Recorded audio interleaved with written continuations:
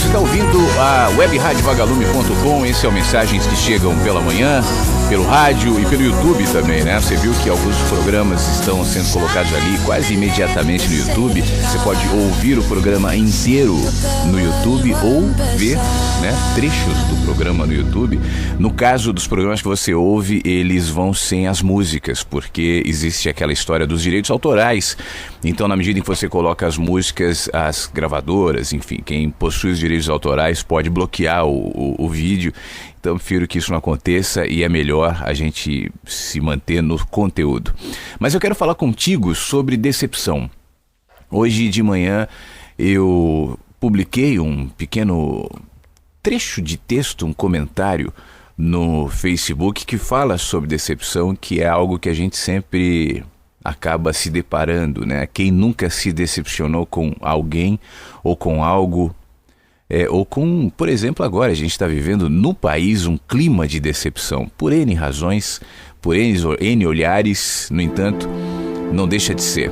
E eu falava sobre a decepção entre pessoas, né, que nunca é causada pelo outro, mas ela é cultivada pelas próprias expectativas que a gente cria.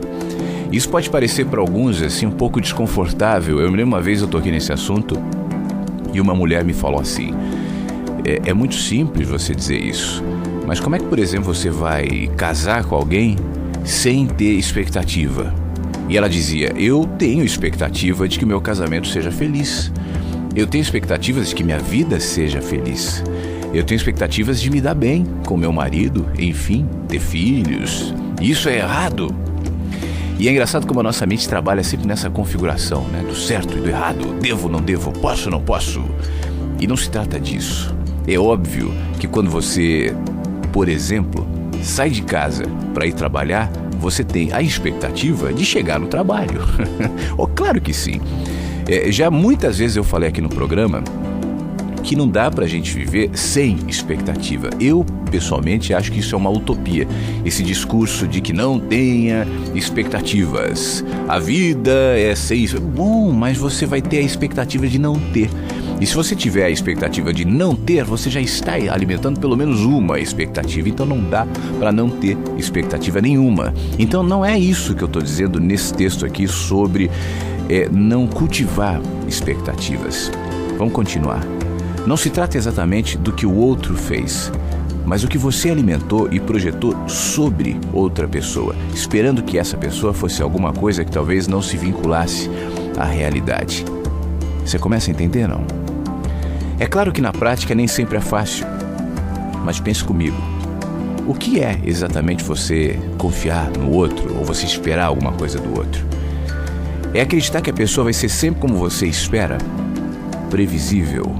Ou retirar sobre os ombros de quem quer que seja, especialmente os seus ombros, a carga de expectativas?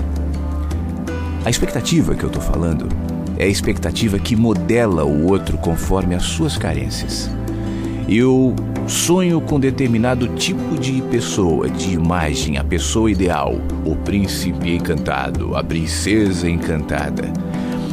E aquela pessoa que eu estou me relacionando é um ser humano, com suas virtudes, com as suas falhas, com as suas belezas, com as suas feiuras, com as suas certezas, as suas dúvidas, as suas assertividades, as suas contradições, como todos nós, como eu e como você. Quando a minha expectativa é uma expectativa modeladora. O que é uma expectativa modeladora? Uma expectativa que tenta encaixar quem quer que seja dentro dos meus sonhos, dentro daquilo que eu considero ser o ideal, porque eu, como uma pessoa fixada na vida, presa num único jeito de olhar, vendo pela fechadura, imagino que para que o mundo seja ideal para mim, necessariamente os acontecimentos e, consequentemente, as pessoas que lidam comigo devem ser dessa maneira.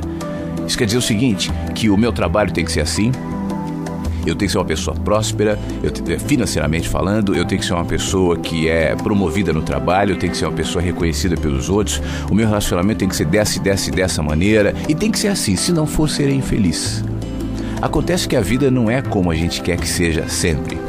Acontece que mesmo enquanto as coisas acontecem mais ou menos na configuração que a gente imagina, como eu estava dizendo até ontem aqui, há imprevistos.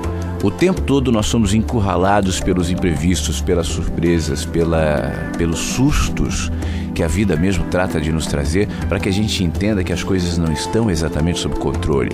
E o que me cabe não é tentar encaixotar tudo na caixinha pequena em que vivo, mas é tentar enxergar os movimentos da vida, ainda que sejam contraditórios às minhas expectativas, como possibilidade de significados.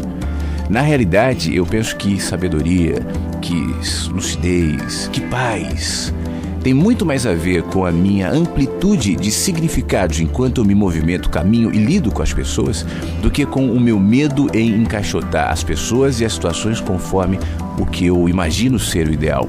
E é sobre essa expectativa que eu estou me referindo.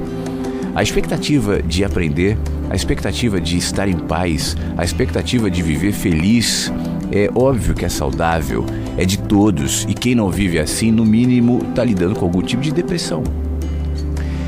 O que eu estou dizendo é que, para que eu chegue nesse ponto de paz, de lucidez, de crescimento, eu tenho que entender que, às vezes, as minhas expectativas mais superficiais serão frustradas. Às vezes, e vamos direto para esse ponto de relacionamento, às vezes a pessoa que você se relaciona não é exatamente aquilo que você imagina que seja. E isso vai sendo revelado enquanto vocês caminham, e às vezes é uma vida inteira. Porque nem nós mesmos, né, somos aqueles que imaginamos ser. Às vezes, determinadas situações nos contradizem para nós mesmos. Às vezes você pensa que em determinada situação você seria de um jeito e vê que não é, quanto mais o outro. Então, o meu papo contigo, rapidamente, nesse nosso encontro aqui de manhã, é te lembrar que talvez você esteja projetando muita expectativa sobre as pessoas, sobre o outro, e por isso mesmo se decepciona. O termômetro do nível de expectativa é justamente a sua decepção. Quanto mais você se decepciona, quanto mais você se frustra, é sinal de que mais expectativa torta, adoecida e modeladora você está projetando sobre o que quer que seja. A decepção, portanto, eu repito, nunca é causada pelo outro. Ninguém tem poder de causar nada em você. Nada, a não ser que você conceda. A decepção é uma concessão sua. Não estou isentando ninguém, não estou dizendo, olha, as pessoas são sempre boazinhas, é claro que não. Mas é uma concessão sua.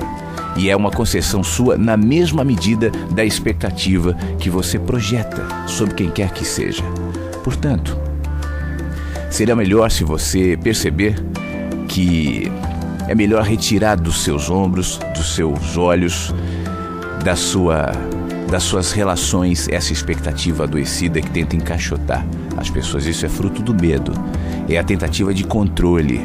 Abra mão disso, preste atenção, veja, e que a sua expectativa seja direcionada única e exclusivamente em ser feliz, em viver em paz, mesmo que os componentes dessa felicidade, dessa paz, não sejam exatamente os que você imagina hoje. Quanto mais livre para enxergar isso, quanto mais aberto para enxergar isso, mais simples será, menos frustrações, mais fácil, mais feliz, mais leve. Que tal você tentar?